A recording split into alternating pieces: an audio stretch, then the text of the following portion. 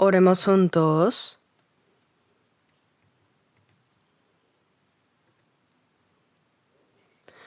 Nuestro Padre Dios, Santo y Misericordioso, que nos amas. Te damos gracias por habernos salvado con la preciosa sangre del Señor. Gracias por darnos la vida eterna y la esperanza tan gloriosa. Te damos gracias porque aún en esta tierra creemos en tu palabra de que no nos dejarás como huérfanos, sino que siempre estarás con nosotros y que nos guardarás y nos ayudarás hasta el fin del mundo. Gracias porque en este momento nosotros que hemos recibido la redención por la sangre del Señor, nos reunimos ante ti para alabar tu inmensa gracia y amor, para poder aprender tu palabra, y gracias por permitirnos tener comunión en esta santa congregación. Creemos que en este momento también estás aquí entre nosotros. Te pedimos que examines a cada uno de nosotros y que nos sostengas con tu mano misericordiosa y poderosa y que nos edifiques más completamente en santidad con tu gracia, palabra y Espíritu Santo, para que podamos vivir dignamente como hijos de Dios en el resto de nuestras vidas. Este mundo se vuelve cada día más turbulento y se llena de pecado. Dios, sin tu ayuda y guía, inevitablemente caeremos en pecado. Por eso, Señor, sosténnos con tu mano misericordiosa y poderosa. Te pedimos que acompañes con tu gracia, palabra y el poder del Espíritu Santo a todas nuestras iglesias en el país y nuestras iglesias en el mundo y a todos los hermanos que están guardando su fe y están predicando el Evangelio en medio de las dificultades. Permítenos cumplir la obra de Dios de predicar el Evangelio con más valentía en estos últimos tiempos para guiar a muchas almas que aún no son salvas hacia ti, para que ellos también reciban la salvación. A los que están enfermos y débiles, sosténlos con tu mano misericordiosa y poderosa, y edifícalos de nuevo con más firmeza. Señor, que en cada momento nos das la palabra necesaria según el tiempo y que nos enseñes el camino a seguir. Enséñanos más tu palabra que deseas revelarnos ahora. Enséñanos tu santa voluntad y lo que debemos hacer. Todo esto hemos orado en el nombre de nuestro Señor Jesucristo. Amén. Muchas gracias al grupo de coro. Me gustaría seguir escuchando solo los himnos. La letra de los himnos y las voces del coro siempre nos conmueven profundamente. Tanto que a veces pienso que pueden ser aún mejores que el sermón. Muchas gracias. Busquemos nuestras Biblias. Vamos a San Mateo, capítulo 6. Mateo 6, desde el versículo 9 hasta el 13. Se los leo. Mateo 6, desde el versículo 9.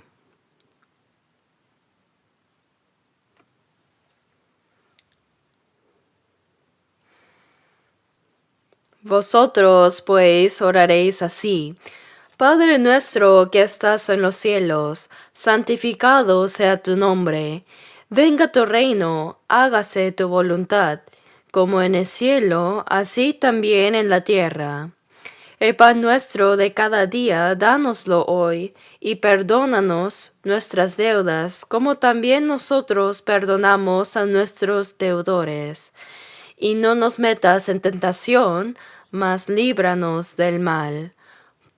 Porque tuyo es el reino, y el poder, y la gloria, por todos los siglos. Amén. Hasta ahí.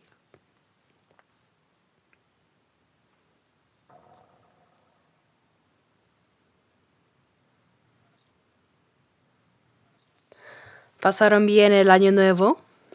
Estaba quieto y sin darme cuenta ya había pasado.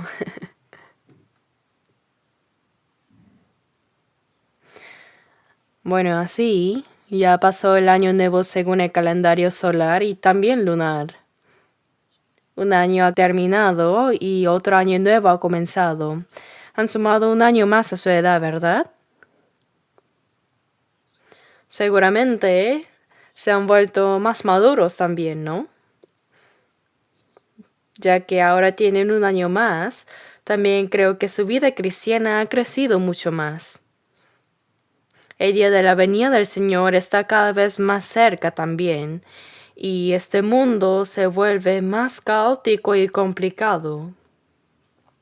Sin embargo, damos gracias a Dios porque podemos vivir con valentía en la fe, confiando en Él. Nos alegramos y nos sentimos consolados porque podemos vivir obedeciendo a la palabra del Señor, con un corazón que anhela su regreso cada día. Entonces hoy, basándonos en el pasaje que acabamos de leer, hablaré sobre la oración que el Señor nos enseñó. La conocen bien, ¿cierto? Con este título les compartiré el mensaje de hoy.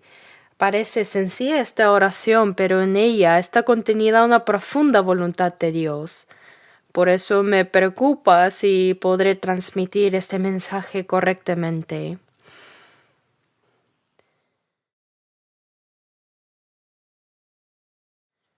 Cuando los discípulos le pidieron a Jesús que les enseñara a orar, Él les dijo, vosotros pues oraréis así, y les enseñó esta oración.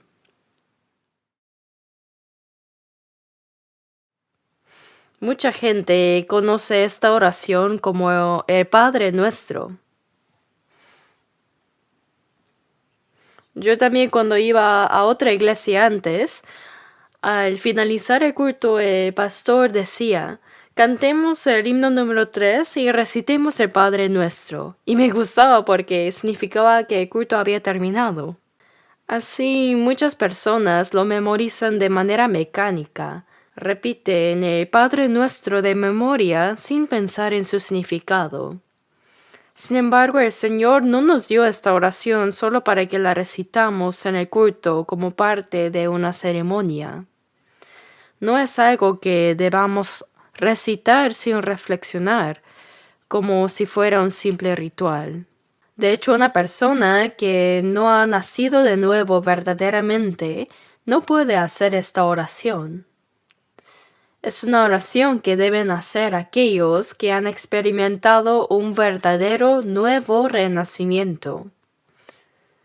Jesús no nos enseñó esta oración para que oremos únicamente con estas palabras, sino para que comprendamos cuáles son los elementos esenciales de la oración de un cristiano.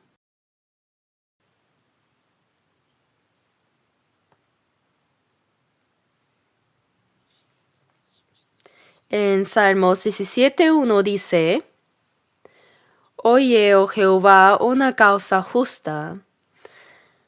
Está atento a mi clamor, escucha mi oración hecha de labios sin engaño. Por ejemplo, cuando hacemos una llamada también, no simplemente levantamos el celular y decimos lo que queremos y no más, sino que primero decimos aló y esperamos que la otra persona responda sí para asegurarnos de que hemos llamado a la persona correcta. Luego expresamos nuestro mensaje de manera clara y concisa. Así es la oración, es hablar con Dios. Es un hecho asombroso que podamos orar a Dios.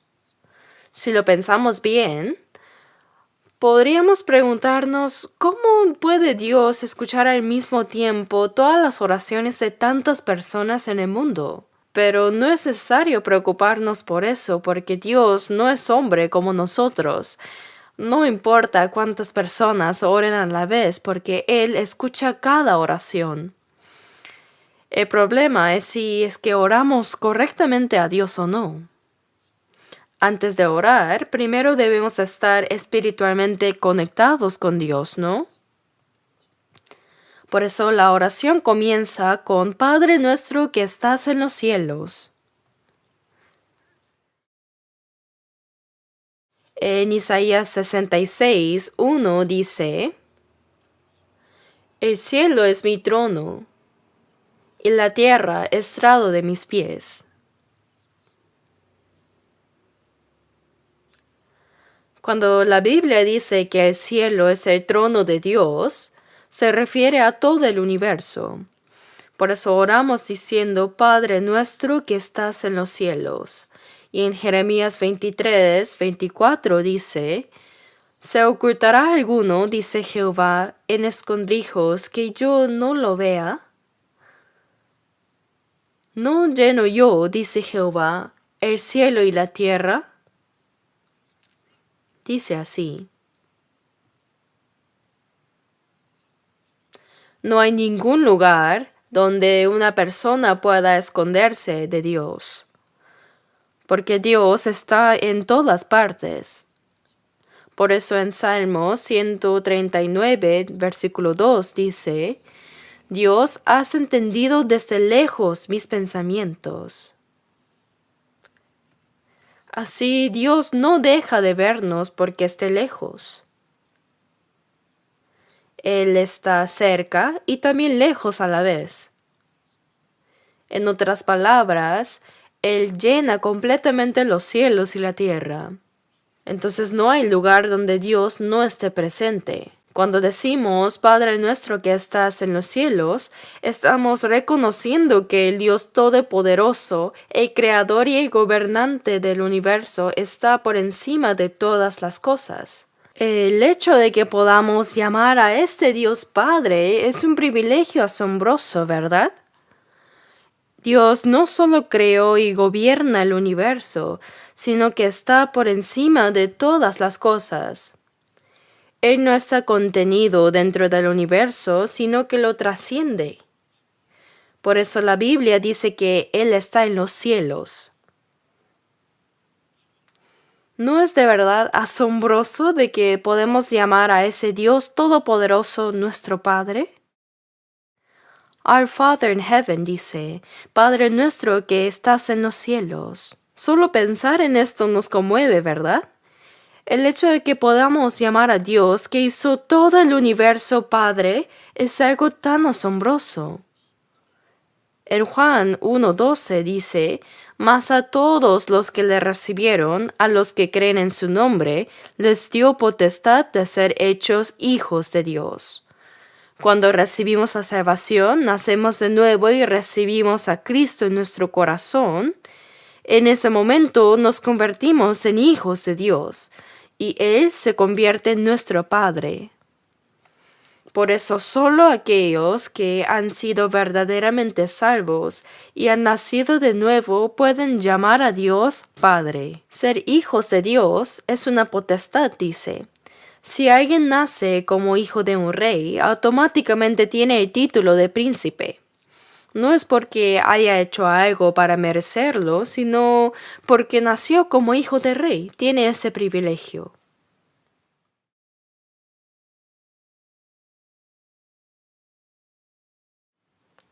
Si alguien nace en una familia multimillonaria, es rico desde su nacimiento, ¿no?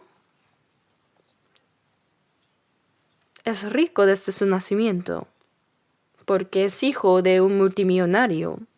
Sin embargo, por encima de todo esto, el hecho de que el Dios que creó y gobierna todo el universo sea nuestro Padre es realmente asombroso y maravilloso, y es una realidad. Dios nos ha mandado a orar de esta manera. Por eso llamar a Dios Padre significa que tenemos con Él la relación más cercana e íntima. Entre un padre y un hijo no hay distancias ni formalidades, ¿cierto? Es una relación de amor y confianza. Y al mismo tiempo también sentimos reverencia, respeto hacia nuestro Padre Celestial, ¿verdad? Le respetamos y le tememos con un temor santo. Por eso poder llamar a Dios Padre nuestro que estás en los cielos es algo sumamente profundo. Debemos pensar en ello con seriedad. En el libro de San Juan 8:41, Jesús habló a los judíos.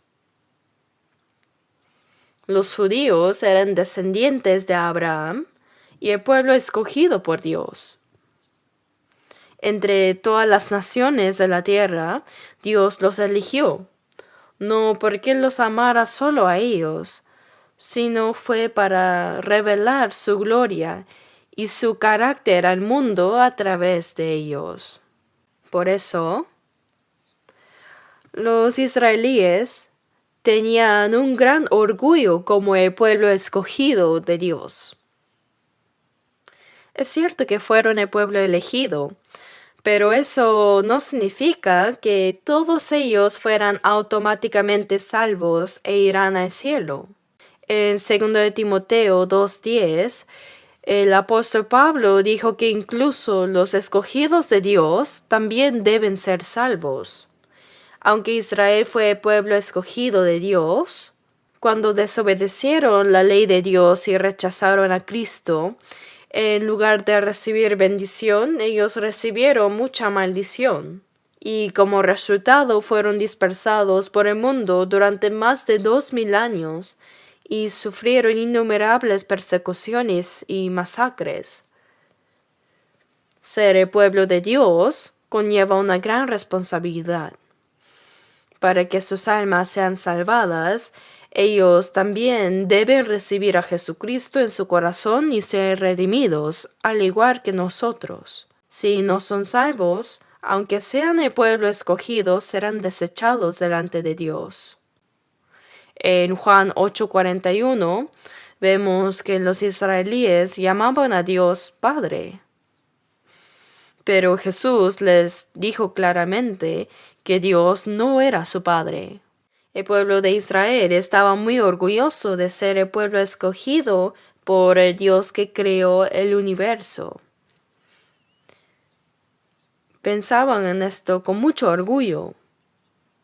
Pero les dijo, Dios no es vuestro Padre. Y no solo eso, sino que vosotros sois de vuestro padre el diablo.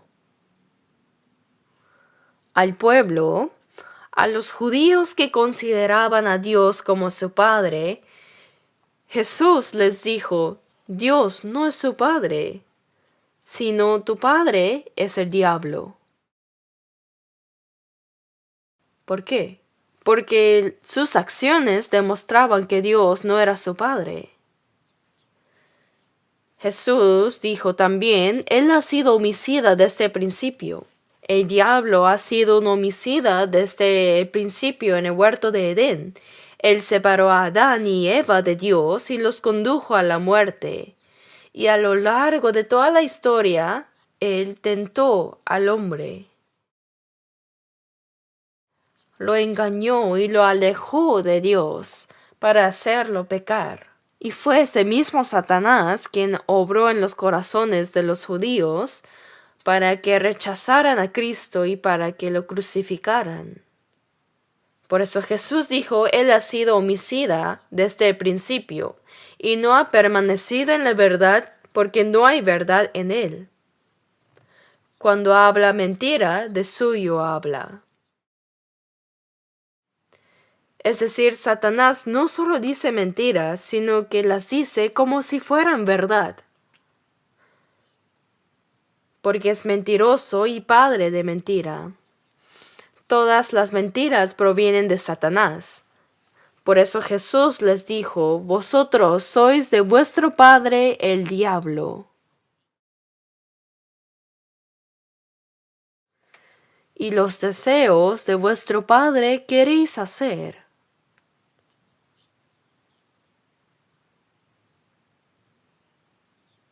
En otras palabras, en los judíos no había la verdad sino solo mentira.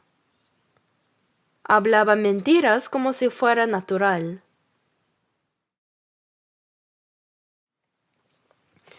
Al oír esto, ¿qué hicieron? Quisieron matar a Jesús. Estaban convencidos de que eran el pueblo escogido, que servían a Dios y que Dios era su Padre.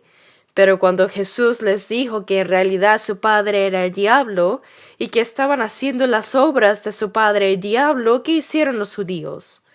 Se llenaron de ira y quisieron matarlo. Incluso hoy, muchos cristianos no renacidos llaman a Dios Padre. Sin haber nacido de nuevo, llaman a Dios muy naturalmente Padre. Cuando alguien nuevo asiste a la iglesia y escucha a otros orar diciendo nuestro Padre, simplemente repiten Padre nuestro. Al principio puede sentirse extraño, pero después de un tiempo se vuelve un hábito. Dicen Dios nuestro Padre, sin siquiera entender su significado.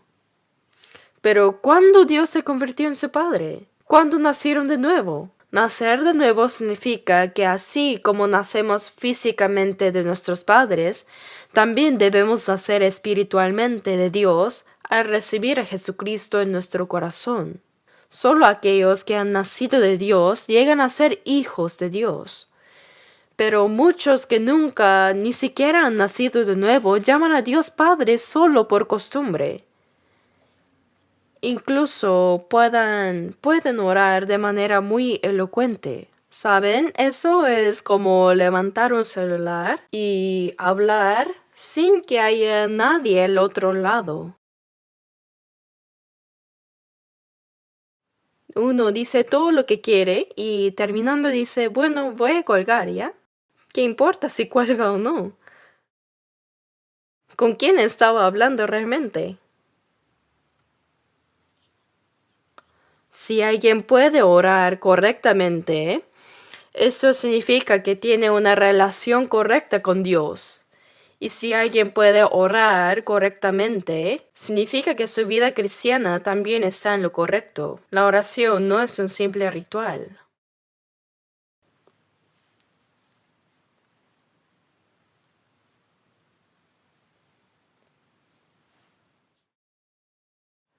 Pensemos en el privilegio de ser hijos de Dios.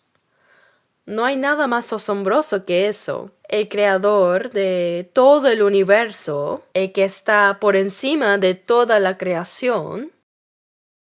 Pero ese Dios es mi Padre, ¿lo pueden sentir?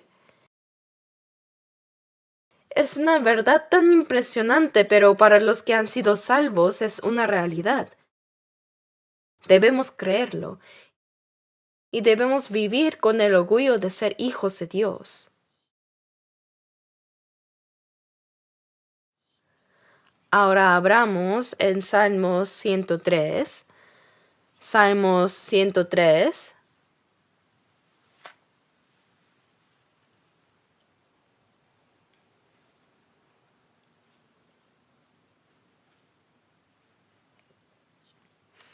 Salmo 103, leamos los versículos 20 y 21.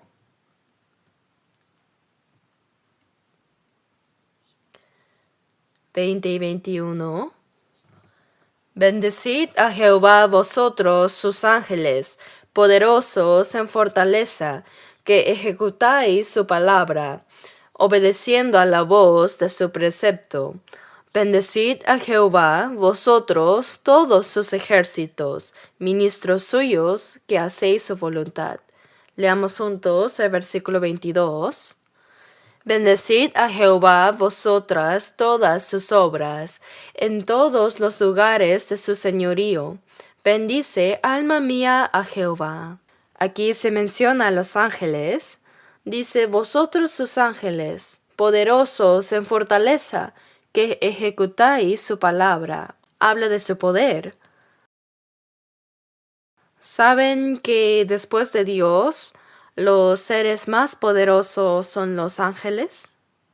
Dios realiza muchas de sus obras a través de ellos, es cierto. Incluso cuando entregó la ley al pueblo de Israel, lo hizo por medio de los ángeles. Por eso en Daniel 12:1, Dios le dijo a Daniel: en aquel tiempo se levantará Miquel, el gran príncipe que está de parte de los hijos de tu pueblo. Miguel es un ángel. Hay 3 ángeles especiales en la Biblia. Uno es Gabriel, el segundo Miquel y Lucifer. Lucifer es el ángel caído y que se convirtió en diablo por rebelarse contra Dios. Pero Miguel es el ángel guerrero, el gran príncipe que está de parte de tu pueblo. En Josué 23:10 también dice que cuando Israel iba a la guerra contra las naciones paganas, Dios les dijo: un varón de vosotros perseguirá a 1000, porque Jehová vuestro Dios es quien pelea por vosotros. Dios peleaba por el pueblo de Israel. Por eso un solo judío podía vencer a 1000 enemigos. Si Dios está con ellos, no solo 1000, sino 10,000 caerán. Pero ¿cómo lo hacía Dios? Porque Él enviaba a su ángel. En Isaías 37, cuando el ejército de Asiria con 185,000 soldados rodeó Jerusalén y amenazó al rey Ezequías, le enviaron una carta a Ezequías diciéndole: ríndete ahora o los mataremos a todos. ¿Crees de verdad que tu Dios podrá salvarte? Así blasfemaron contra Dios. Le dieron esa carta a Ezequías para que se rindiera. Pero él llevó la carta al templo y oró a Dios: Señor, léelo tú mismo. El rey de Asiria está insultándote. ¿Qué harás al respecto? Entonces el profeta Isaías vino y le dijo: no te preocupes, esta misma noche Dios acabará con ellos. Entonces esa noche Dios envió a su ángel y en Isaías 37:36 dice que salió el ángel de Jehová y mató a 185,000 en el campamento de los asirios. Israel no disparó ni una sola flecha. De hecho, esto ha sucedido varias veces en la historia. Más recientemente, cuando Israel se independizó el 14 de mayo de 1948, tuvo que enfrentar varias guerras y entre ellas la tercera, que es la famosa Guerra de los 6 días en junio de 1967. El presidente egipcio Nasser tomó el mando de una coalición de 14 naciones árabes y rodeó a Israel. Su intención era destruirlos por completo y arrojarlos al mar. Yo incluso tengo el cartel que ellos habían impreso una semana antes de la guerra, empujándolos al mar Mediterráneo. Decía: Go to hell, Zionists. Váyanse al infierno, sionistas. Así llamaban a los judíos que volvían a la tierra de Israel, sionistas. Decían: váyanse al infierno, sionistas. En ese momento Israel tenía solo 2.25 millones de habitantes y su territorio era del tamaño de la provincia de Gangwon en Corea. Los 14 países árabes tenían una población de 120 millones e Israel solo 2.25 millones. ¿Cómo podían ganar? ¿Podían luchar contra ellos? Los ejércitos árabes tenían misiles, tanques y aviones MiG de Rusia. Y les amenazaba con todo eso. Por supuesto que, Israel tenía aviones Phantom de Estados Unidos, pero comparando el poder militar, no tenían posibilidad de ganar. En términos de número de soldados, de verdad la diferencia era abrumadora. Los árabes intentaron aniquilar a Israel de un solo golpe y arrojarlos al mar. Pero en solo 6 días Israel ganó. La guerra comenzó el día después del sábado y terminó el día anterior al sábado, exactamente en 6 días. Por esto Israel triplicó su territorio y capturó toda la península del Sinaí, y en el sexto día Egipto se rindió. Si no se rendían, Israel amenazaba con destruir el Cairo. Nunca ha habido una guerra así en toda la historia del mundo. Hoy en día también algunos pensaron que jamás podría destruir a Israel rápidamente. ¿Pero qué ha pasado? ¿Desaparecería de verdad Israel? Siria, Líbano e Irán, aunque todos ellos se unan contra Israel, no podrán vencerlo. Y pronto Rusia se unirá también. Pero en Ezequiel capítulos 38 y 39 dice que Dios arrastrará a Rusia, la orgullosa nación comunista, sujetándola por la nariz para llevarla a su propia destrucción. Sin saberlo, Rusia marchará contra Israel. Ezequiel 39:4 dice: sobre los montes de Israel caerás tú. Cuando antes viajé a Moscú durante varios años para evangelizar en Rusia, no pude decir esto directamente. Si les dijera que Rusia atacará a Israel y será destruida, probablemente me golpearían con palos hasta matarme. Casi se me salió, pero no pude decirlo. Pero se cumplirá sin duda. Ciertamente,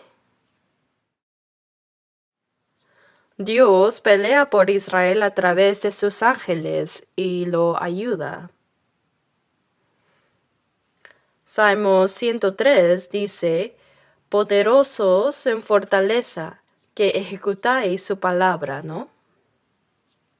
Los ángeles cumplen la palabra de Dios. Ellos son seres extraordinarios, pero ¿saben que los ángeles no pueden ser hijos de Dios? Por ejemplo, Lucifer, un ángel, él se llenó de orgullo y quiso ser como Dios. Se rebeló contra él consigo a un tercio de los ángeles, pero al final todos fueron expulsados del cielo y se convirtieron en Satanás y sus demonios. En San Mateo 25:41 dice: apartaos de mí, malditos, al fuego eterno preparado para el diablo y sus ángeles. El diablo aquí es Lucifer. Sus ángeles son los que se rebelaron con él y fueron expulsados al fuego eterno, dice. Pero Cristo no murió en la cruz por los ángeles caídos. Si un ángel cae, eso es el fin para él. Dios ha permitido que Satanás tenga cierta libertad por un tiempo, pero la razón por la que Dios creó a los humanos es completamente diferente de la razón por que creó a los ángeles. Dios creó a los ángeles como espíritus ministradores. Hebreos 1:7 dice que hace a sus ángeles espíritus y a sus ministros llama de fuego. Como ministradores, trabajadores quiere decir. Y Hebreos 1:14 dice: ¿no son todos espíritus ministradores enviados para servicio a favor de los que serán herederos de la salvación? Dios creó a los ángeles para que sirvan a los santos que serán herederos de la salvación.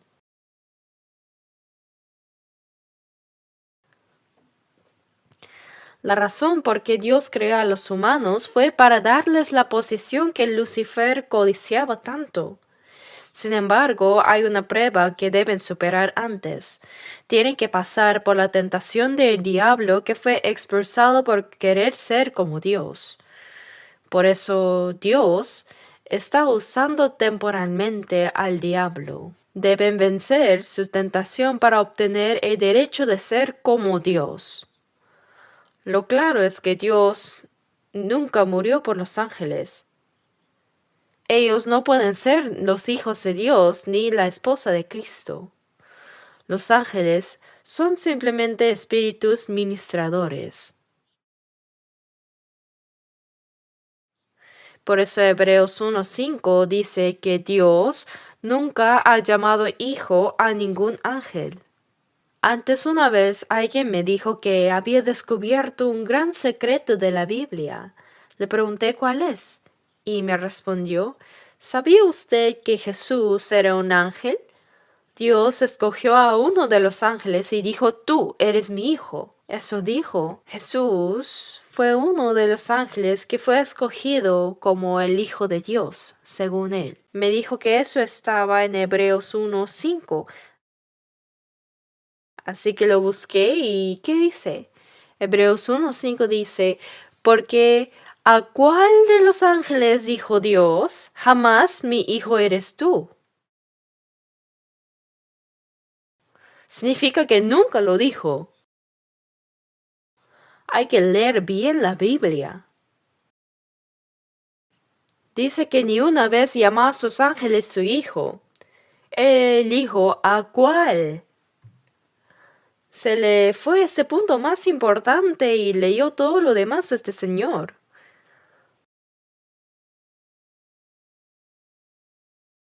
De todos modos, los ángeles son seres poderosos, sí. Son los más fuertes después de Dios. Pero jamás podrán ser hijos de Dios. Por eso en 1 de Pedro 1:12 dice que la salvación que hemos recibido es tan asombrosa. Es algo tan asombroso que incluso los ángeles anhelan mirar. Y Hebreos 1:14 dice, ¿no son todos espíritus ministradores, enviados para servicio a favor de los que serán herederos de la salvación? Hermanos, ¿sabían que cada salvo tiene un ángel guardián? Mateo 18:10 dice, mirad que no menospreciéis a uno de estos pequeños, porque os digo que sus ángeles en los cielos ven siempre el rostro de mi Padre que está en los cielos. Cada salvo, cada hijo de Dios, tiene un ángel guardián, ¿lo sabían? ¡Cuán increíble es ser hijos de Dios! Los ángeles nos sirven en el cielo. Cuando alabemos a Dios, ellos estarán como nuestros acompañantes en la adoración. Y ellos al ver nuestra salvación sentirán tanta admiración y asombro que nos envidiarán. Hebreos 1 dice que cuando Cristo regrese,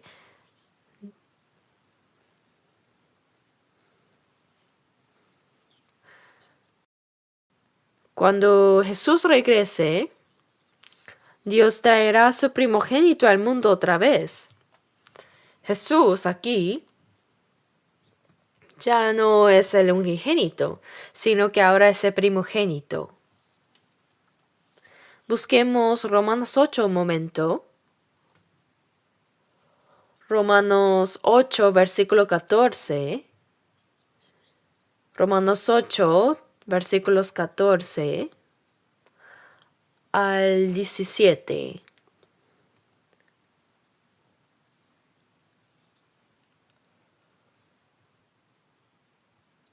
Romanos 8, 14 al 17. Porque todos los que son guiados por el Espíritu de Dios, estos son hijos de Dios, pues no habéis recibido el espíritu de esclavitud para estar otra vez en temor, sino que habéis recibido el espíritu de adopción, por el cual clamamos, Abba, Padre. El Espíritu mismo da testimonio a nuestro espíritu de que somos hijos de Dios, y si hijos, también herederos, herederos de Dios y coherederos con Cristo, si es que padecemos juntamente con Él, para que juntamente con Él seamos glorificados. En este pasaje vemos que los hijos de Dios son los que son guiados por el Espíritu de Dios. Los que han recibido la salvación han recibido el Espíritu de Dios. Como cantó nuestro coro hace poco, siempre me gozaré, aunque angosta senda es, el Espíritu conmigo está. Él está ahora aquí. Aleluya, Espíritu. Para la persona salva, perdón de pecados, la salvación, el nacer de nuevo, ser hijos de Dios y recibir el Espíritu de Cristo, el Espíritu Santo son lo mismo simultáneamente. El Espíritu Santo está presente aunque uno no sepa que está dentro de él. Por eso en Gálatas 3:2 dice, ¿recibisteis el Espíritu por las obras de la ley o por el oír con fe? El Espíritu Santo vino cuando escuchamos y creímos. Debemos creer que el Espíritu Santo está presente. Aunque no sepamos que Él está aquí, definitivamente el Espíritu está en los renacidos. Por eso no habéis recibido el espíritu de esclavitud para estar otra vez en temor, sino que habéis recibido el espíritu de adopción. El esclavo siempre siente temor, ¿verdad? Es porque puede ser expulsado por el más mínimo error. Así es un esclavo. Pero el hijo no tiene que preocuparse por ser expulsado. Él está confiado. Una vez que se convierte en hijo, una vez que es hijo de Dios para siempre. Por eso no habéis recibido el espíritu de esclavitud, sino el espíritu de adopción, por el cual clamamos Abba, Padre. La palabra adopción significa que, aunque originalmente no éramos hijos, fuimos adoptados como hijos. Por eso el Espíritu mismo da testimonio en nuestro espíritu, dice. Cuando el Espíritu Santo viene, da testimonio de que somos hijos de Dios, nos hace creer con certeza. Y dice, y si hijos, también herederos, herederos de Dios. Y coherederos con Cristo si es que padecemos juntamente con Él, para que juntamente con Él seamos glorificados. Quiere decir que somos coherederos con Cristo, herederos conjuntos, ¿no? Recibimos gloria junto con Cristo. ¿No es esto extraordinario? Somos herederos que pueden heredar todas las cosas espirituales de Dios junto con Cristo y recibir gloria con Cristo. Por eso, así como el Señor sufrió y entró en la gloria, si es que padecemos juntamente con Él, para que juntamente con Él seamos glorificados. En fin, llegamos a ser hijos de Dios. Y Él ha puesto el Espíritu de Cristo dentro de nosotros. Hemos llegado a ser herederos de Dios. También en Gálatas 4:6 dice, y por cuanto sois hijos, Dios envió a vuestros corazones el Espíritu de su Hijo, el cual clama, Abba, Padre. Cuando un niño nace, ¿cuál creen que es la primera palabra que diría? Ma, ma, papá. Ese sonido de la vida parece ser casi universal. En Estados Unidos dicen papá para padre, ¿verdad? Mamá, mam, papá. Esto no es algo que se aprenda, sino que es un sonido que viene de la vida. Clamamos Abba, Padre. Cuando recibimos la salvación, dice, y por cuanto sois hijos, Dios envió a vuestros corazones el Espíritu de su Hijo, el cual clama Abba, Padre. Así dice. Por eso, es increíblemente asombroso que seamos hijos de Dios. Dios es nuestro Padre que está en los cielos. Ahora pensemos un momento en la palabra nuestro Padre. No es solo mi Padre. Yo no soy el único hijo, sino nuestro Padre.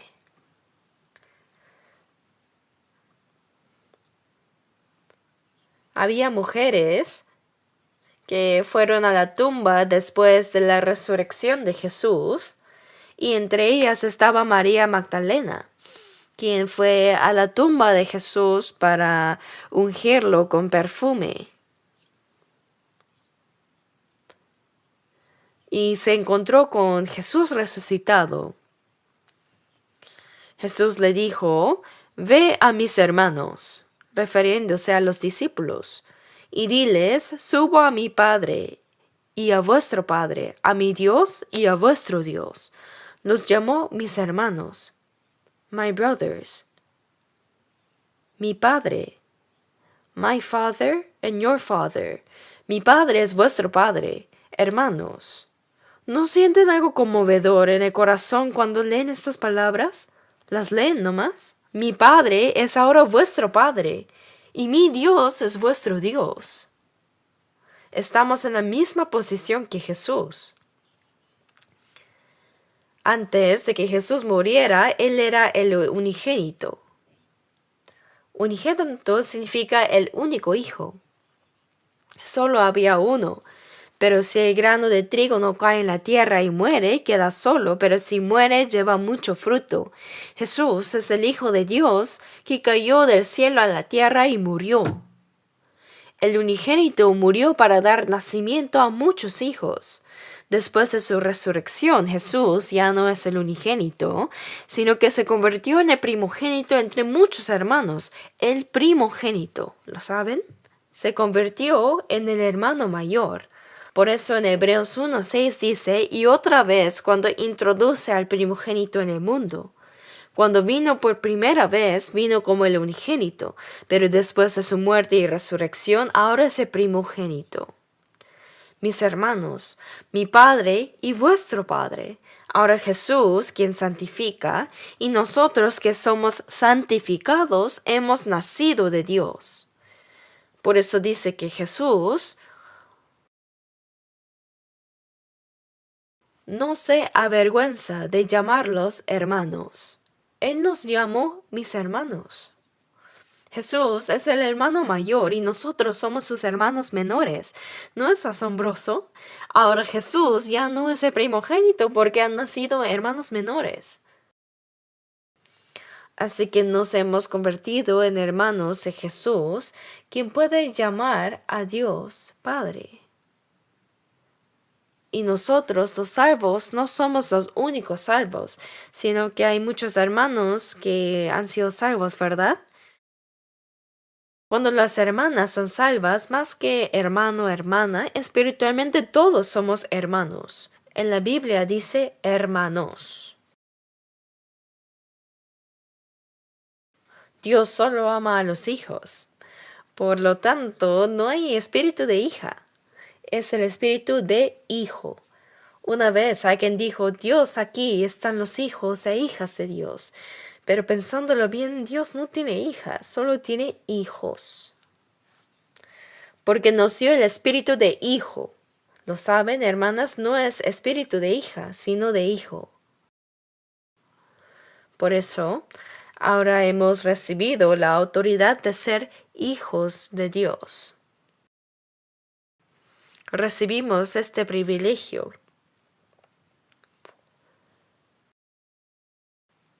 Así que ahora es mi Padre y al mismo tiempo nuestro Padre. ¿Por qué? Porque hay muchos hermanos salvos. Hay muchos hermanos, por eso en 1 Corintios 1:9 dice, fiel es Dios, por el cual fuisteis llamados a la comunión con su Hijo Jesucristo nuestro Señor. Fuisteis llamados significa ser salvos. Tan pronto como recibimos la salvación, tenemos comunión con el Señor. Muchos santos salvos están aquí, ¿cierto? Tenemos juntos comunión con el Señor. Cuando una persona nace, tiene a su familia, ¿cierto? Su madre, su padre, hermana o hermana mayor. Comienza la comunión con su familia. Es una comunión mutua. Y cuando va a la escuela, tiene comunión con los compañeros de clase. Y luego, cuando va al trabajo, tiene comunión con los compañeros del trabajo. Comunión con su propia gente. Así las personas salvas tienen comunión con los santos salvos. Los gorriones con los gorriones. Y las águilas con las águilas. ¿Acaso pueden jugar juntos los gorriones y las águilas? No, no pueden.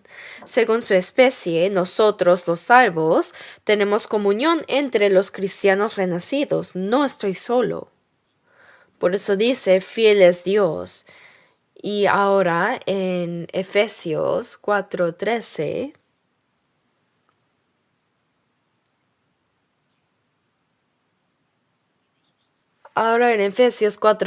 dice, hasta que todos lleguemos a la unidad de la fe y del conocimiento del Hijo de Dios. Los salvos se han unido en la fe y el conocimiento del Hijo de Dios, a un varón perfecto. Esa es la iglesia. Los salvos ahora están unidos en la fe y el conocimiento del Hijo de Dios. En Efesios 4:3 dice solícitos en guardar la unidad del Espíritu. Somos hermanos de un Dios Padre con la misma fe y esperanza y con el mismo propósito de vida. Somos uno. Dios, nuestro Padre que está en los cielos. En esa frase está incluido todo esto. Dios es mi Padre y al mismo tiempo nuestro Padre. Los salvos ahora viven como hermanos sirviendo al mismo Dios Padre.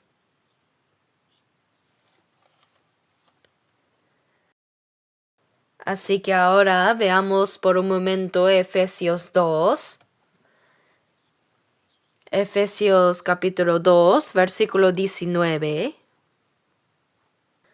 Efesios 2, 19, leamos juntos. Así que ya no sois extranjeros ni advenedizos, sino conciudadanos de los santos y miembros de la familia de Dios. Desde ahora es una palabra dirigida a los salvos, y ya no sois extranjeros. Si frente a una casa dice prohibido el ingreso de ajenos, no se puede entrar. Solo entran las personas relacionadas. Antes de la salvación, en Efesios 2 dice que fuimos ajenos a los pactos de la promesa. Pero ahora ya no sois extranjeros ni advenedizos. Tampoco somos invitados, sino conciudadanos de los santos. ¿Qué ciudadanos? Ciudadanos del reino celestial. En Filipenses 3, versículo 20 dice, mas nuestra ciudadanía está en los cielos, de donde también esperamos al Salvador y al Señor Jesucristo. Tenemos la ciudadanía donde nació nuestro cuerpo. Los que nacieron en Corea tienen la ciudadanía coreana.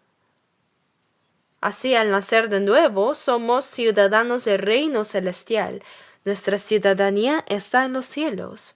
El cuerpo es ciudadano de esta tierra y el espíritu se ha convertido en ciudadano del cielo, de donde también esperamos al Salvador, al Señor Jesucristo. Cuando el Señor venga, Él nos llevará, y los salvos ya han completado su proceso de inmigración. ¿A dónde? No a Estados Unidos. Estados Unidos ya no es tan hermoso. Disculpen a los que están viviendo allá. Pero es verdad. Los coreanos cantan, en el hermoso Seúl, viviré en Seúl. ¿Acaso Seúl es tan hermoso? Antes, cuando yo estaba en Daegu y venía a Seúl, al llegar acá me quedaba sin aliento. El aire era tan contaminado que quería huir rápidamente. ¿Qué tiene de hermoso? En el reino celestial tan hermoso, hay la fragancia de las flores hoy, y el árbol de la vida da su fruto bien. Solo está mi Señor allá. Oh, mi hermosa tierra natal. Los ángeles me llaman desde ese cielo. Por eso nosotros, los salvos, somos ciudadanos del cielo con dignidad. Iremos pronto allá. Los trámites de inmigración ya están completos, la visa ya está, y no vamos en avión, sino que cuando el Señor venga, subimos así nomás. Parece que subiremos vivos como Enoch, así que esperemos un poco más. Así será. Por eso somos ciudadanos del reino celestial y conciudadanos de los santos y miembros de la familia de Dios. ¿Qué es miembros? Es ser una familia. Somos la familia de Dios. Ahora los salvos son una nueva comunidad. Dios Padre, junto con Jesús, nos hemos convertido en hijos de Dios, muchos santos que pueden ir al cielo, hermanos y hermanas que forman un solo cuerpo con una sola sangre, la misma esperanza, la misma fe, el mismo propósito de vida, personas que vivirán para siempre juntas en el cielo dentro de poco. Dicen que la sangre es más espesa que el agua, ¿verdad? Por supuesto que la sangre es más espesa que el agua, pero el Espíritu Santo es más espesa que la sangre. No importa cuán buena sea el lazo carnal, pues terminará en unas décadas. ¿Creen que vivirán con sus familias en el cielo? No. Disculpen, pero en el cielo terminará el parentesco. Todos los hermanos salvos se convertirán en uno y vivirán juntos. Así que el linaje carnal, las relaciones carnales terminan en unas décadas. Pero ser hijos de Dios unidos por el Espíritu es eterno. En el cielo también será eterno. Aunque no sepamos cómo viviremos juntos en el cielo, lo sabremos cuando lleguemos, ¿no? Pero cuando lleguemos será maravilloso. Nada en esta tierra se puede comparar ni siquiera con una 10,000ª parte del cielo. En fin, el Espíritu es mucho más precioso que la sangre. Así que llegamos a ser la familia de Dios al recibir la salvación en Cristo. Nos hemos convertido en miembros de una nueva comunidad.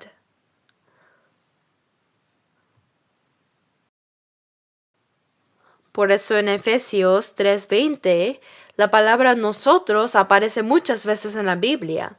Y aquel que es poderoso para hacer todas las cosas mucho más abundantemente de lo que pedimos o entendemos, según el poder que actúa en nosotros. El Espíritu Santo actúa en nosotros, los santos salvos, y lo que deseamos fervientemente y oramos se cumple. ¿Qué es esto lo que anhelamos? Él hace que cada día se añadan más personas a la salvación. El Señor obra en nosotros. No obra solo en mí, sino en medio de nosotros. ¿Me dejo entender? Después de ser salvos, no estamos solos. Debemos entender que hay muchos hermanos salvos, santos renacidos juntos. Muchos santos con la misma fe y esperanza. La vida cristiana no es algo que se hace solo. En esa comunidad, dice, solícitos en guardar la unidad del Espíritu, significa que no debemos dejar la iglesia. Dejar esa congregación es dejar al Señor. En Génesis 12, cuando Dios llamó a Abraham de Ur de los Galeos, de aquel lugar de idolatría donde construían la torre de Babel, Dios le dijo, vete a la tierra que te mostraré. Y cuando fue, su sobrino Lot lo siguió.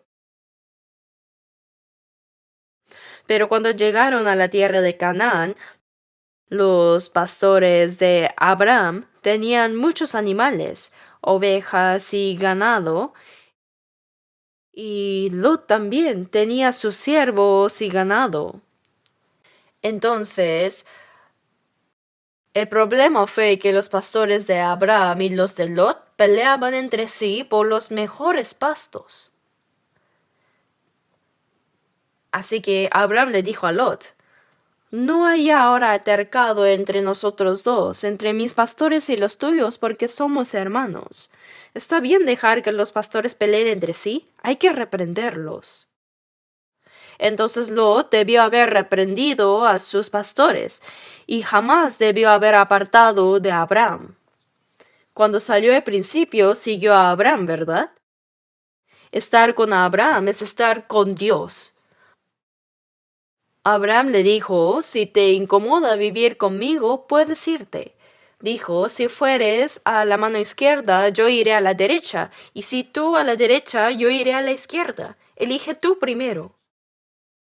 Entonces, este sobrino Lot, ¿qué debía haber dicho? ¿Cómo podría dejarte, tío? Dejarte es lo mismo que dejar a Dios. No me iré. Debió haber reprochado a los pastores, pero alegremente dijo, lo siento, tío, pero voy a escoger primero, ¿ya? Sodoma y Gomorra parecían tener agua abundante y ser como el huerto del Edén. So, tío, voy a ir allá donde está Sodoma y Gomorra, ¿ya? Está bien. Ve, vive bien. Anda. Abraham se quedó en el campo vacío, pero Dios estaba ahí con él. Cuando Sodoma y Gomorra estaban llenas de pecado y fueron destruidas con fuego y azufre, Abraham oró fervientemente y por eso Lot sobrevivió. Sí sobrevivió, pero Como dice, él mismo será salvo, aunque así como por fuego, ¿verdad? Lot apenas escapó con vida cuando la ciudad de Sodoma y Gomorra se quemó. ¿Qué nos enseña esto? Aunque seamos salvos, si dejamos la reunión de los salvos, no podemos ser guiados por el Espíritu de Dios. Dejar a Abraham es dejar a Dios. De la misma manera, si recibimos la guía de alguien que fue salvo primero y por sus oraciones fuimos salvos ahí y en ese lugar llevamos juntos la vida cristiana, no debemos dejar el grupo de los santos que fueron salvos primero, porque el Señor está ahí en ese grupo. Dios es nuestro Padre, no solo mi Padre. Deben saber que dejar esa congregación salva es igual que dejar a Dios. Hay personas que dicen que son salvas, pero después de un tiempo no se les ve, ellos se van. Y otros que se van y luego reaparecen cuando creen que ya se han olvidado. Bueno, es afortunado porque al menos han vuelto, porque hay algunos que nunca se les ve. No podemos saber si esa persona realmente es salva o no. Estar en el grupo de los santos salvos puede ser la evidencia de salvación.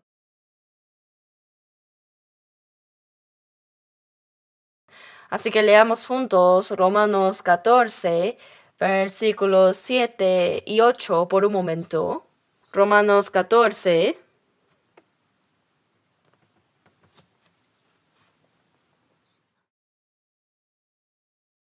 versículos 7 y 8, leamos juntos. Porque ninguno de nosotros vive para sí, y ninguno muere para sí. Pues si vivimos, para el Señor vivimos, y si morimos, para el Señor morimos. Así pues, sea que vivamos o que muramos, del Señor somos. Aquí nosotros. Qué palabra tan entrañable es la palabra nosotros. La congregación de los santos salvos. Ninguno de nosotros vive para sí y ninguno muere para sí.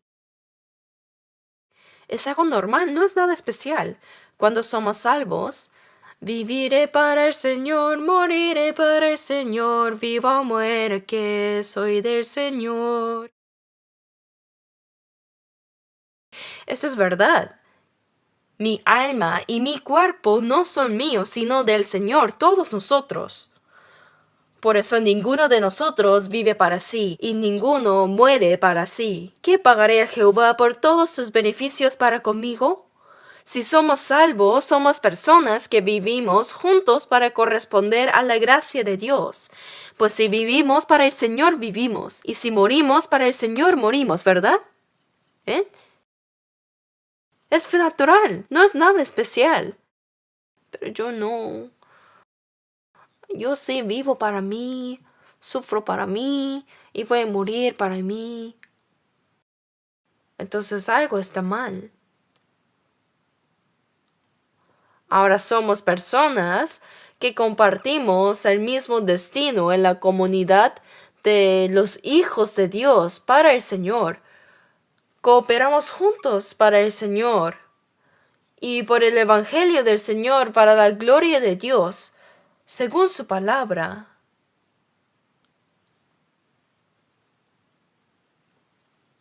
Sea que vivamos o que muramos del Señor somos.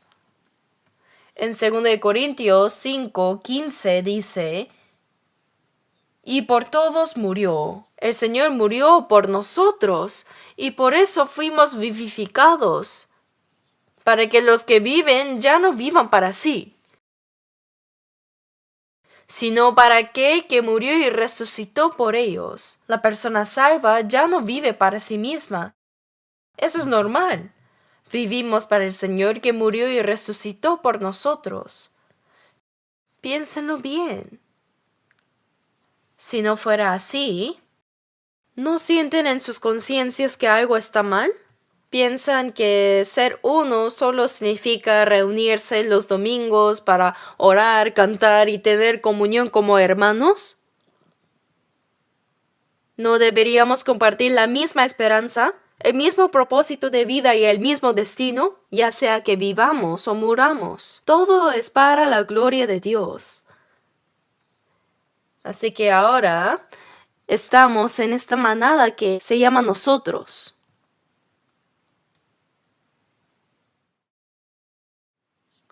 Veamos también Hebreos 2:10. Hebreos 2, versículo 10.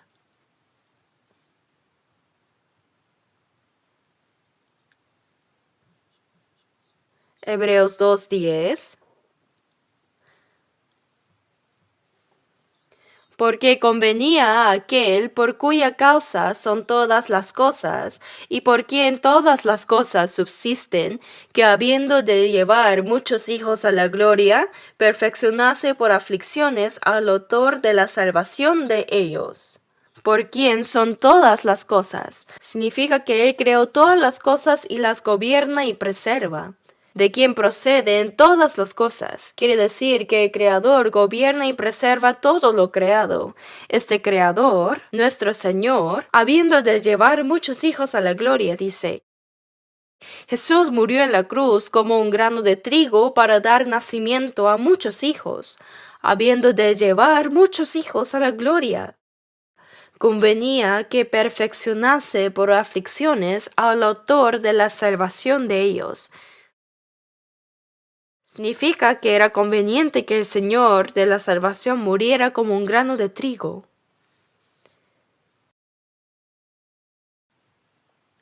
Convenía que perfeccionase por aflicciones.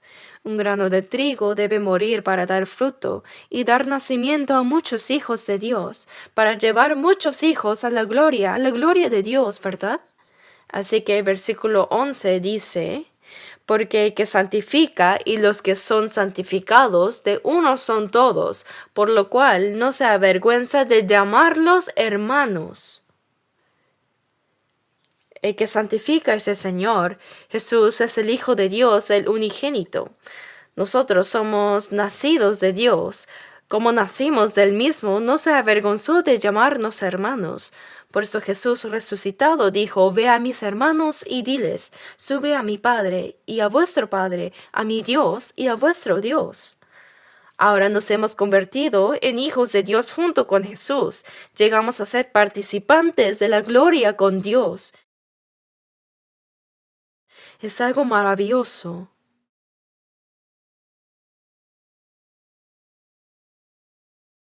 Leamos Romanos una vez más. Romanos 8.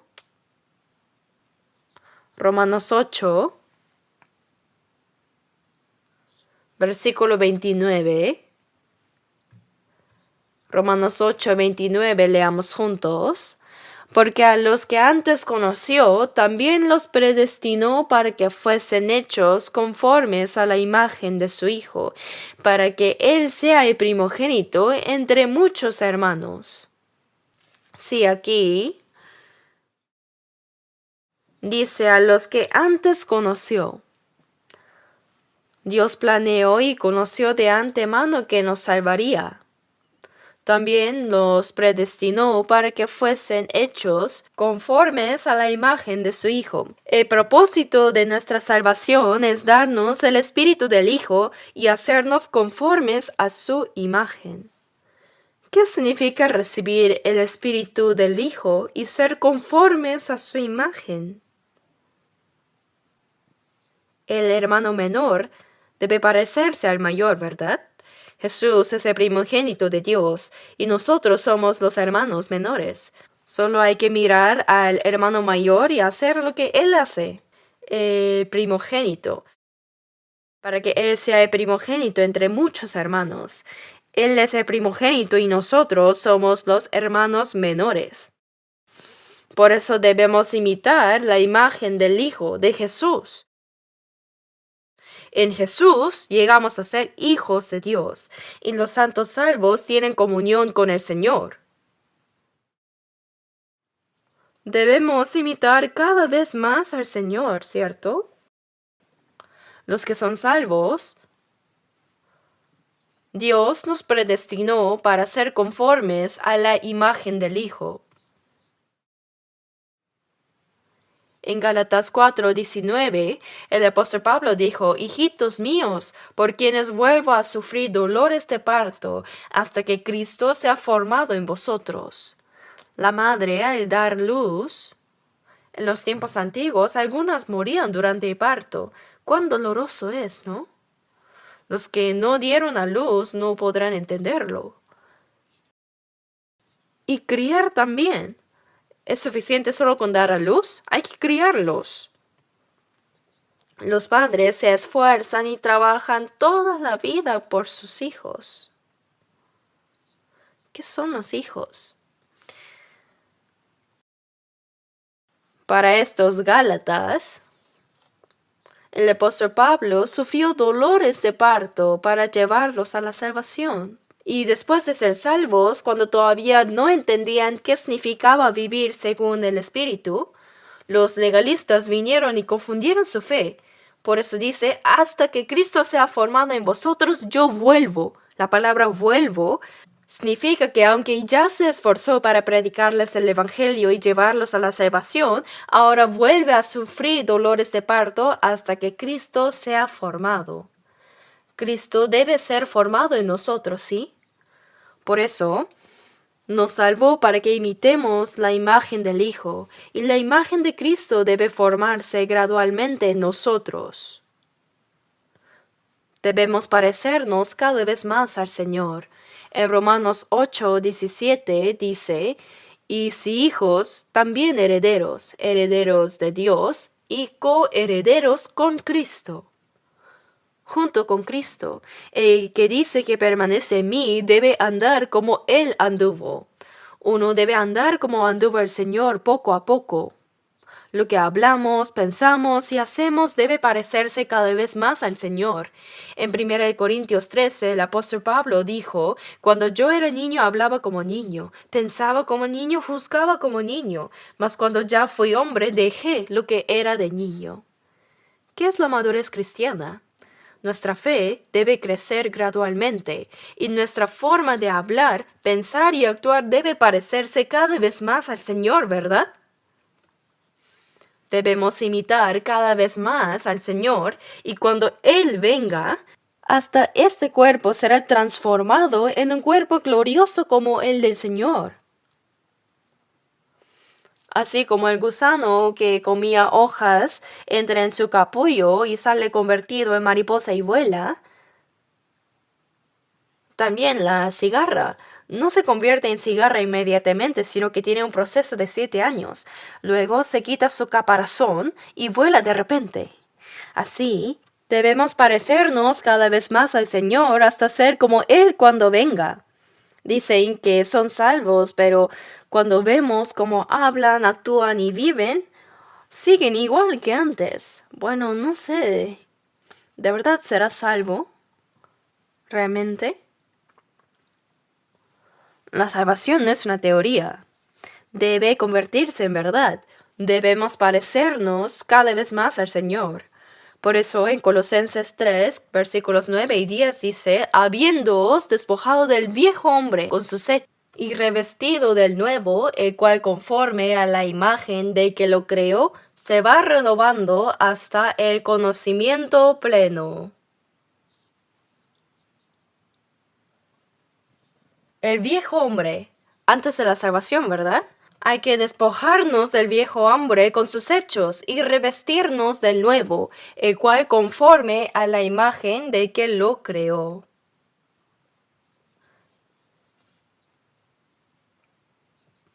En Génesis 1:27, Dios creó al hombre a la imagen de Dios, pero cuando el hombre cayó, perdió toda la imagen de Dios. Pero cuando recibimos la salvación, nos devuelve la imagen de Dios que habíamos perdido. Por eso debemos imitar cada vez más la imagen de Dios que nos creó. Luego, en 2 de Pedro 1:4 dice, para que por ellas llegaseis a ser participantes de la naturaleza divina, habiendo huido de la corrupción que hay en el mundo a causa de la concupiscencia. Debemos despojarnos de las cosas corruptibles de este mundo y ser participantes de la naturaleza divina, imitando la imagen de Dios quien nos creó.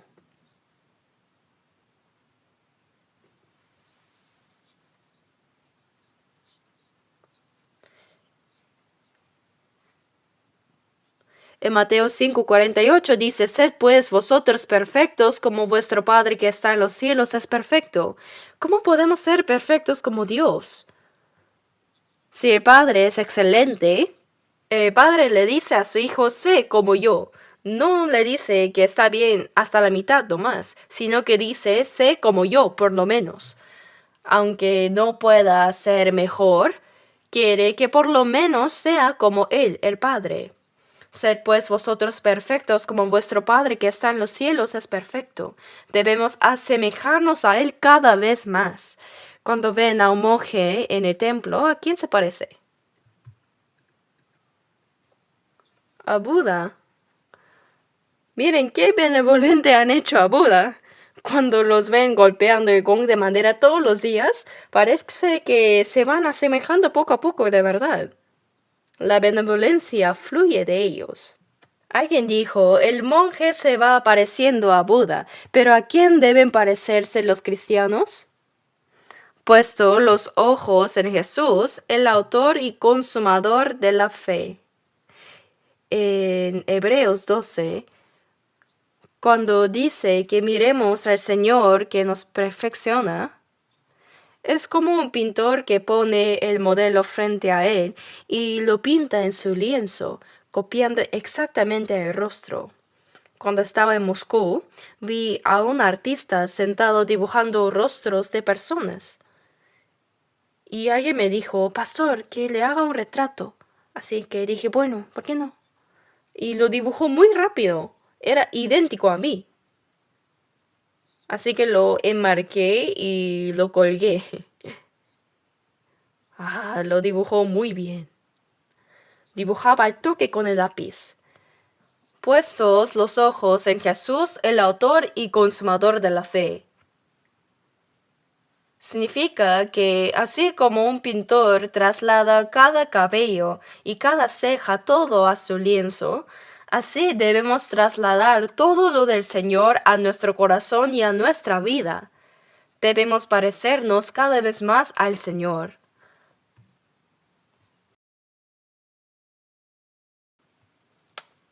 Por eso debemos ser participantes de la naturaleza divina, y cuando el Señor venga, hasta nuestro cuerpo será transformado como el del Señor, ¿verdad? En un cuerpo glorioso.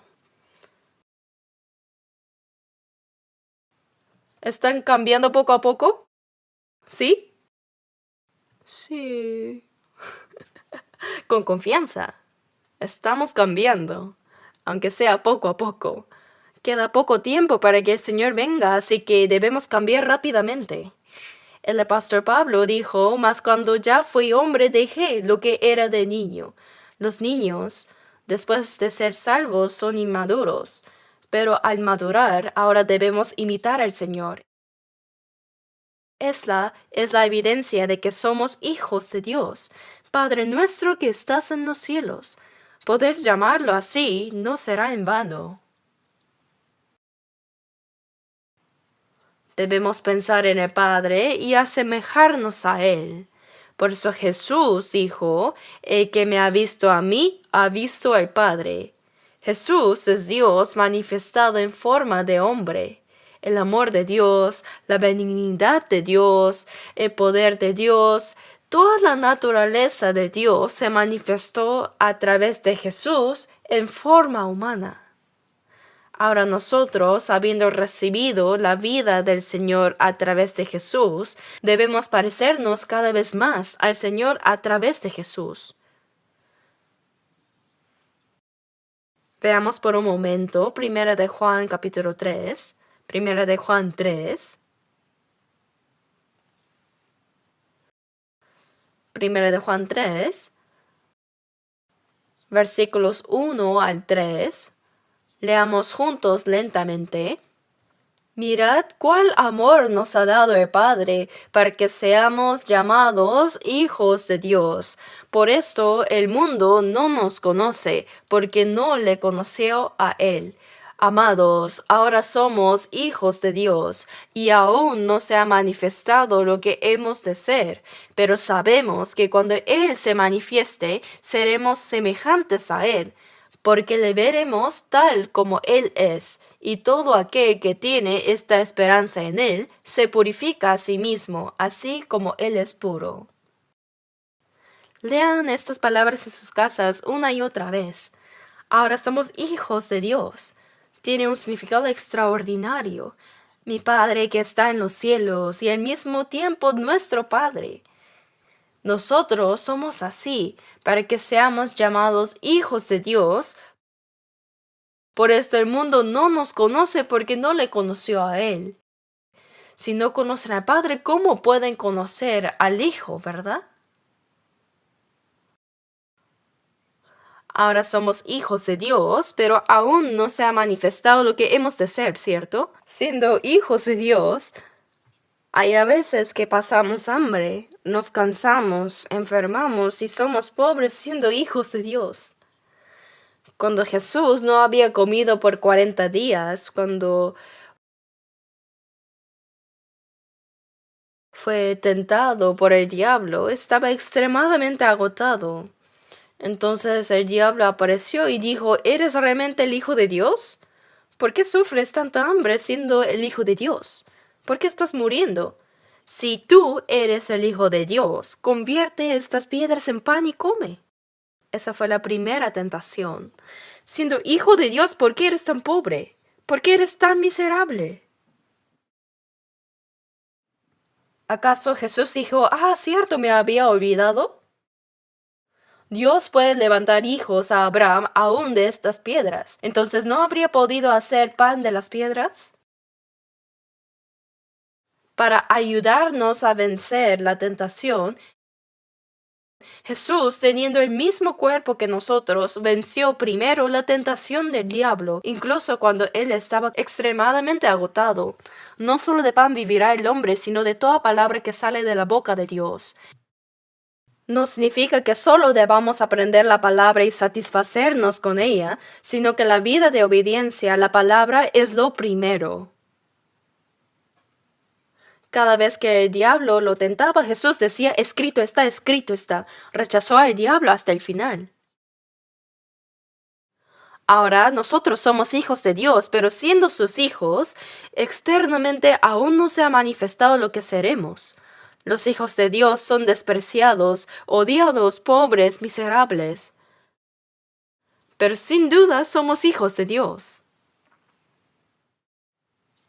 Aún no se ha manifestado lo que hemos de ser, pero sabemos que cuando Él se manifieste, seremos semejantes a Él. Cuando el Señor venga, seremos como Él, ¿saben? Debemos ser transformados como el Señor para poder verlo. Solo los salvos vieron a Jesús resucitado. Asimismo, cuando el Señor venga por segunda vez, solo los salvos podrán verlo. Seremos semejantes a Él porque le veremos tal como Él es. Cuando el Señor venga, tan pronto como lo veamos, seremos transformados como Él, transformados en un cuerpo glorioso.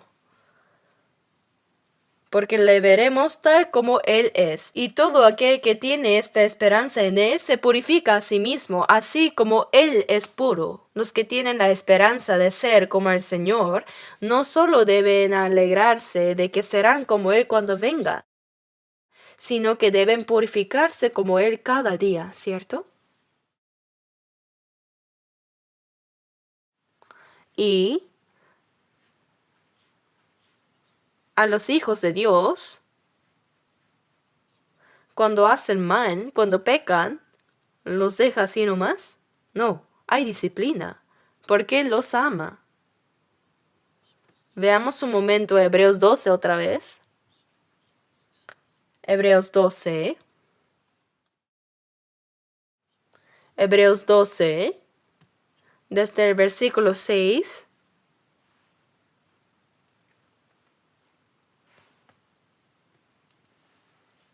Porque el Señor al que aman disciplina y azota a todo el que recibe por hijo.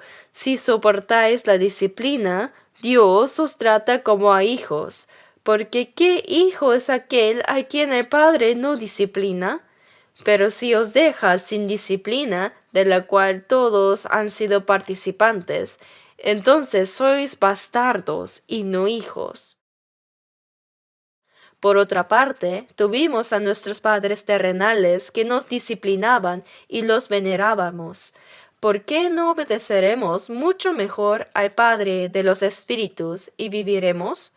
Y aquellos ciertamente por pocos días nos disciplinaba como a ellos les parecía, pero para lo que nos es provechoso, para que participemos de su santidad.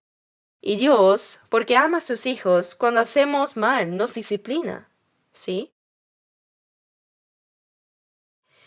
Proverbios dice, el que detiene el castigo a su hijo aborrece, mas el que lo ama desde temprano lo corrige. Nuestro padre es un padre bien estricto. Él disciplina. ¿Qué hizo Dios cuando David pecó? Lo disciplinó, ¿cierto?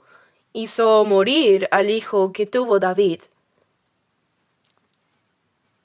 Aunque después Dios lo perdonó. ¿De verdad? ¿Cuánta disciplina recibió David durante su vida?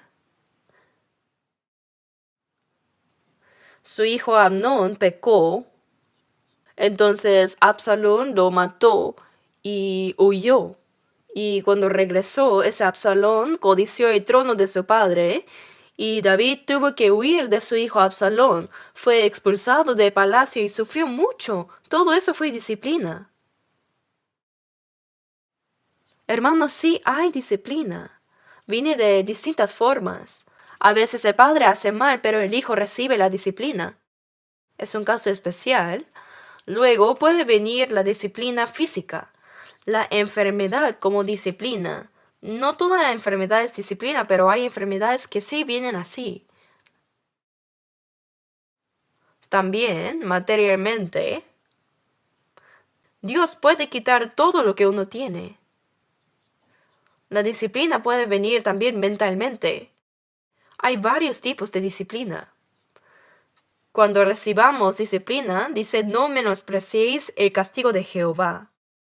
Debemos aceptarla bien. Si no hay disciplina, somos bastardos y no hijos. Alguien dijo, voy a probar si realmente soy hijo de Dios o no haciendo algo malo para ver si recibo disciplina. ¿Así van a probar si hay disciplina o no? Cuando antes estaba en Gwangju, había 2 hermanas que iban a una universidad técnica. Eran escultoras y yo aprendí un poco de escultura ahí. Y dejé una obra sin terminar en casa. Incluso compré herramientas de escultura así. Pero estas hermanas vivían bien la vida cristiana. Y llegó el tiempo de casarse. Y cuando les presentamos hermanos salvos, no les gustaron. No les gustaban. Entonces una de ellas se casó con un no creyente. No sé qué le gustó de él. Y entonces la otra hermana también la siguió y se casó con otro no creyente. Entonces les dije, así van a recibir disciplina. Pastor, vamos a ver qué es esa disciplina. Después de casarse, desaparecieron como el viento. No se sabía dónde estaban. Luego en un retiro en Seúl, apareció una de las hermanas cargando un bebé, toda demacrada. Pastor, recibí disciplina. Que lo experimente. La vi una vez y de ahí nunca más. Dijo que su esposo la hacía vender alcohol. Hermanos, es disciplina. No debemos menospreciar la disciplina. Es porque nos ama. En casos severos hasta mata. Si Dios ve que no debe dejar vivir, se lo lleva. Por eso en 1 Corintios 5:5 dice, el tal se ha entregado a Satanás para destrucción de la carne, a fin de que el espíritu sea salvo en el día del Señor Jesús. Si verdaderamente es salvo, aunque la disciplina llegue hasta matar la carne, el espíritu no perece. Hay disciplina, pero no hay perdición. Hermanos, llamar así Padre nuestro que estás en los cielos, no saben cuán importante es, ¿sí? No es un asunto simple. Así que sabiendo que hay disciplina, bueno, hablando se nos ha ido mucho el tiempo. Esta oración del Señor, la oración que el Señor nos enseñó, pensaba que alguna vez debía hablar del Padre Nuestro, pero al intentarlo me di cuenta que no era algo simple. Our Father in Heaven, esa sola frase, Padre Nuestro que estás en los cielos, no saben cuánta responsabilidad hay en eso para nosotros. El ser llamados hijos de Dios es la máxima gloria y gracia que Dios nos ha dado y al mismo tiempo nos da una gran responsabilidad. Los hijos de Dios no deben actuar descuidadamente. Es una posición más gloriosa que la de los ángeles. Por eso debemos vivir dignamente como hijos de Dios. Bueno, continuaré hablando de esto la próxima vez. Oremos juntos. Padre Dios misericordioso, nosotros anduvimos lejos de ti y merecimos recibir tu juicio y castigo, pero te damos gracias por tu grande y maravilloso amor, porque tuviste compasión de nosotros, y el Señor Jesús murió en nuestro lugar, y con la sangre preciosa que derramó limpió eternamente nuestros pecados, y nos salvaste sin mérito. Gracias por esa gracia tan inmensa. Ahora nuestro cuerpo y alma fueron comprados por la sangre del Señor, por eso somos tuyos. Guíanos para que podamos vivir dignamente como hijos de Dios en el resto de nuestras vidas, y para que podamos glorificar a Dios a través de nuestras vidas. Te lo encomendamos, Señor, en tu mano misericordiosa y poderosa. Creemos que tu imagen en nosotros se irá formando cada vez más y que cuando vuelva, Señor, nuestro cuerpo físico será transformado en un cuerpo glorioso como el tuyo. Guíanos para que toda nuestra vida pueda transformarse limpia y santamente cada día, así como tú eres santo. Oramos en el nombre de nuestro Señor Jesús. Amén.